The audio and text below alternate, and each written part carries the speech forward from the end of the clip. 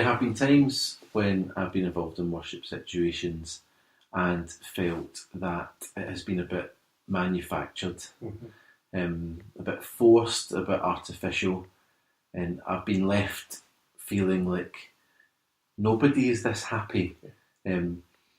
Nobody's this happy all the time, and some people aren't ever this happy. So how can this whole congregation of however many people be feeling as happy and as upbeat as this? And to me, it's felt manufactured in those times of worship.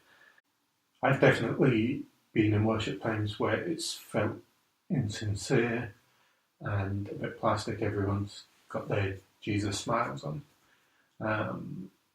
because we're in church, so of course all our lives are perfect. But I think there is a challenge on how we think about worship, that worship isn't really about who I am or how I'm feeling. It's a recognition of who God is.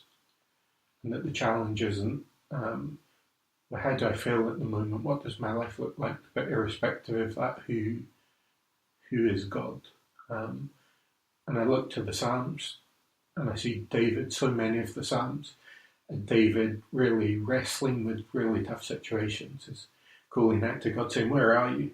My life is falling apart and my enemies are ripping me to shreds and everything is going wrong.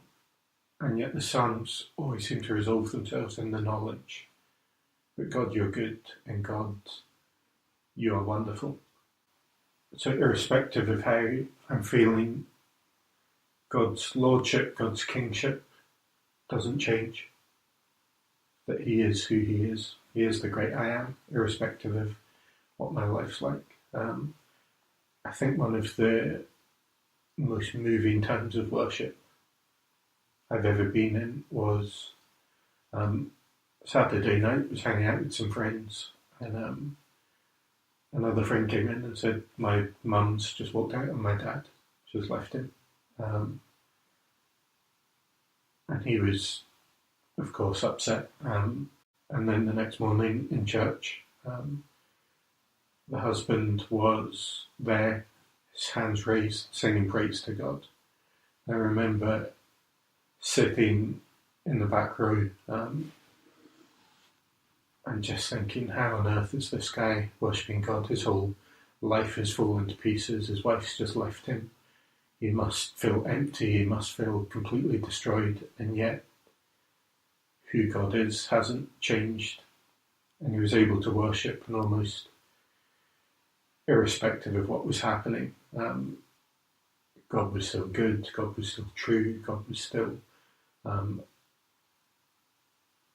the place he turned to, and worship wasn't based on how this guy was feeling, but on who God was. And I think that's the challenge for authenticity, that we don't pretend everything's perfect, that we don't gloss over all the bad stuff, but that we don't let it control how we worship, because God is still God in the midst of all that. Yeah, I think there's a two-pronged thing for me in authenticity. I think the first one is, in spite of my circumstances, I will worship. And that's the choice that I make, that regardless of what's going on round about me, God is good and I choose to engage in worship. And I think alongside that, there's also the thing of, because of my circumstances, I will worship. Not because everything is great, because things are so bad. Where else do I turn? Who else do I run to?